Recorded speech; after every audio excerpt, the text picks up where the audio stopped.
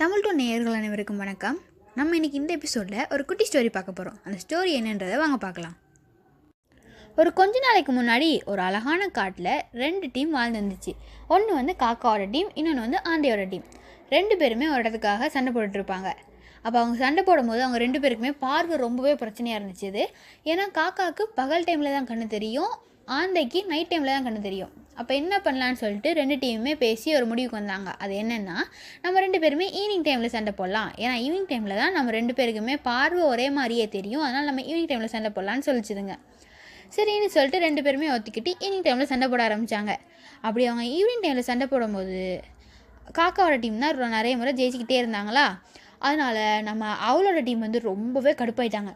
இதனால் அவங்க என்ன பண்ணலான்னு யோசிச்சு, நம்ம நைட் டைம்லேயே போய் அட்டாக் பண்ணலாம், அப்போ தான் நம்மளால் ஜெயிக்க முடியும்னு சொல்லிட்டு இவங்க நைட் டைமில் போய் அட்டாக் பண்ண ஆரம்பிச்சிட்டாங்க. இதை பார்த்தோன்னே நம்ம காக்காவால் நைட் டைம் கண்ணு தெரியாது தானே, அப்போ நம்ம காக்காவால் தாக்கு பிடிக்க முடியாமல் பறந்து போயிடுச்சு. அதுக்கப்புறமா அடுத்த நாள் காலையில் காக்காவோட டீம் வந்து டீம் போட்டு யோசிச்சுட்டு இருந்தாங்க.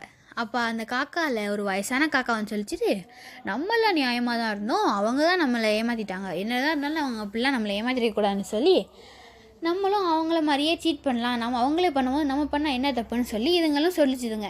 சொன்னோன்னே அவங்க அடுத்த நாள் பகல்லே போய் அட்டாக் பண்ணாங்க. இவங்க பகலில் போய் அட்டாக் பண்ணோன்னே ஆந்தைக்கு தொடை நடுங்கி போச்சு.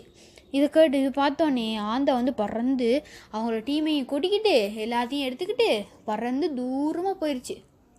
அதுக்கப்புறமா நம்ம காக்காவோட டீம் வந்து ரொம்ப சந்தோஷமாக இருந்தாங்களாம்.